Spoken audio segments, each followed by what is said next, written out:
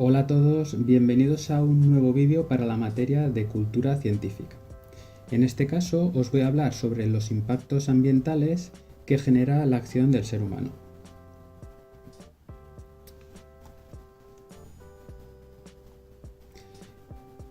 En esta presentación vamos a hablar sobre qué son los impactos ambientales y sus tipos y los diferentes impactos que la acción del ser humano provoca sobre la atmósfera, la hidrosfera, la geosfera y la biosfera.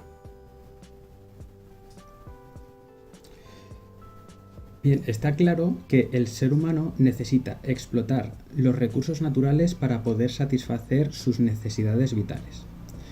Toda acción realizada para obtener estos recursos genera una serie de impactos ambientales, los cuales se pueden definir como todas aquellas alteraciones del medio ambiente debidas a la actividad del ser humano.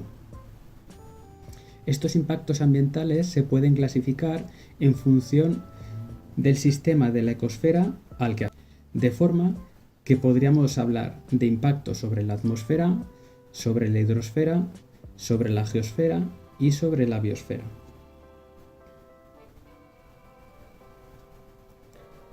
En cuanto a los impactos que el ser humano realiza sobre la atmósfera, estos se pueden clasificar en función del área que se ve afectado. Por lo tanto, en este caso podríamos estar hablando de impactos locales, impactos regionales e impactos globales. Un ejemplo de impacto atmosférico local podría ser la contaminación urbana que se produce principalmente por la utilización de combustibles fósiles en los coches, que son nuestro medio de transporte. Estos humos, o como podemos ver algunas imágenes en las cuales se puede ver encima de una ciudad una boina de contaminación. Los impactos atmosféricos regionales son aquellos que afectan a zonas más o menos cercanas, por ejemplo, vamos a decir a unos pocos kilómetros. Un ejemplo de impacto regional podría ser la lluvia ácida, cuyo proceso es el siguiente. En primer lugar, la quema de combustibles fósiles emite a la atmósfera dióxido de azufre, aquí, y óxido de nitrógeno, entre otros.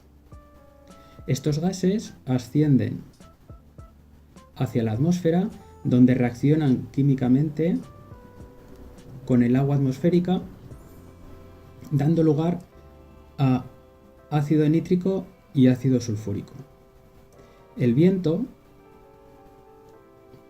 transporta estos ácidos a regiones más o menos alejadas, por ejemplo podría ser aquí en este caso, donde se combinan con el agua y caen en forma de precipitación. Es lo que se conoce como lluvia ácida. Esto, como podemos ver aquí, provoca la muerte de los bosques, la acidificación de los lagos, que da lugar, como podéis ver, a la muerte de los peces, por ejemplo. Produce la corrosión de los edificios y también provoca problemas de salud en el ser humano, sobre todo problemas respiratorios.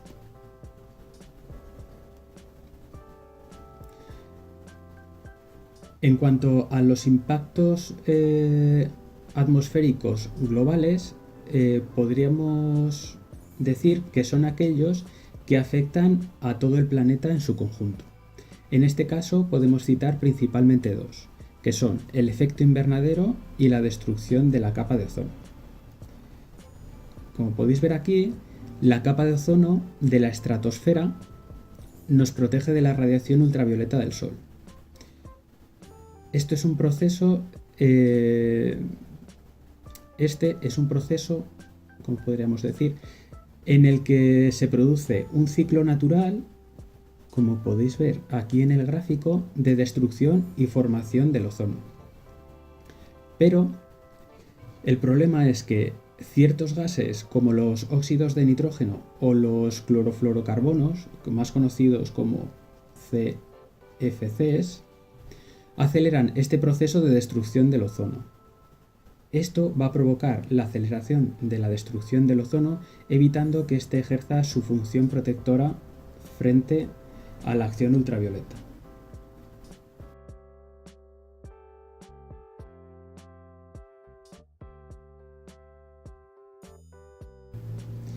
Siguiendo con los impactos globales sobre la atmósfera, vamos a explicar el incremento del efecto invernadero.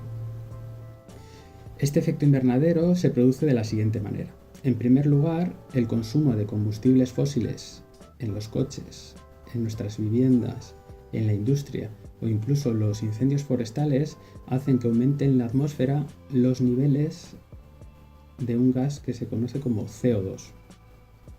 Pero también hay otros gases que tienen un efecto invernadero, como son el metano y el vapor de agua. Lo que hacen estos gases es que permiten la entrada de la radiación del Sol, lo que hace que se caliente la Tierra, la cual refleja y emite calor en forma de radiación infrarroja,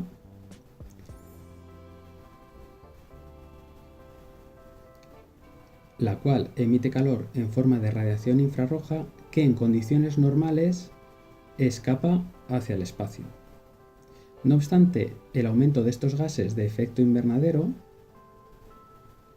lo que hace es que esta radiación infrarroja quede retenida y así se produzca un aumento de la temperatura terrestre, un aumento de, por ejemplo, los huracanes de tipo 4, tipo 5, el deshielo de los polos e incluso la pérdida de biodiversidad.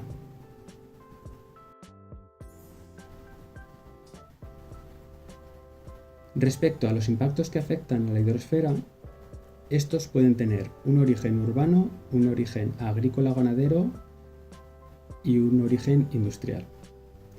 Y pueden afectar a diferentes tipos de recursos hídricos, provocando la contaminación de los ríos, la contaminación de las aguas subterráneas y de los mares. En el caso de la contaminación de los ríos, esta contaminación suele proceder de la agricultura, de la ganadería, la industria o del uso doméstico. Un caso especial se produce por el acúmulo de sustancias como los fosfatos y los nitratos que provocan un proceso que se llama eutrofización.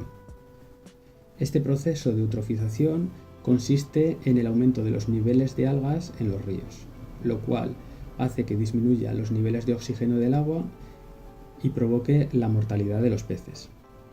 En el caso de la contaminación de las aguas subterráneas, esta contaminación puede proceder de los residuos de vertederos, de vertidos de purines, de aguas residuales o por el uso de fertilizantes y pesticidas que se filtran y llegan a los acuíferos.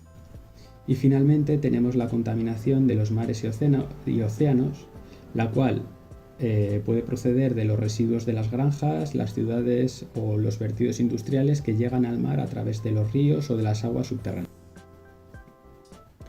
Respecto a los impactos que afectan a la geosfera, el uso inadecuado del suelo provoca impactos como la contaminación, la salinización y la desertificación.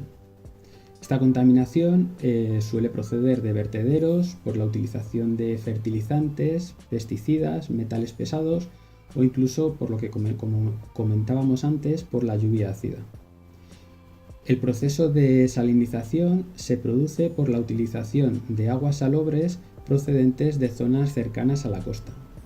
Y finalmente tenemos la desertificación.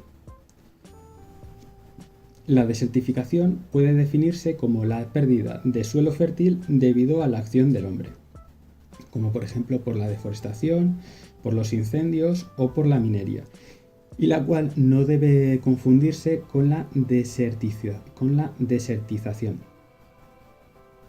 la cual, además de pronunciarse muy parecido, es el proceso en el cual se produce la pérdida de suelo fértil, pero por causas naturales. Finalmente, tenemos los impactos que se producen sobre la biosfera. Estos pueden provocar la pérdida de biodiversidad debido principalmente por la alteración o por la destrucción de los hábitats de diferentes especies. También se puede producir una pérdida de biodiversidad por la introducción de nuevas especies que compiten con las especies autóctonas y que pueden llegar a provocar su extinción. Un caso que podríamos comentar aquí sería, por ejemplo, el de la avispa asiática. Y finalmente tenemos el caso de la sobreexplotación de los recursos biológicos. En este caso, la pérdida de biodiversidad se produce porque la explotación de los recursos biológicos se realiza sin respetar los ritmos naturales de repoblación de las especies. Ejemplos en este caso pues podrían ser la tala excesiva, la pesca abusiva o comerciar con especies protegidas. Pues bien, y esto ha sido todo en relación con los impactos ambientales.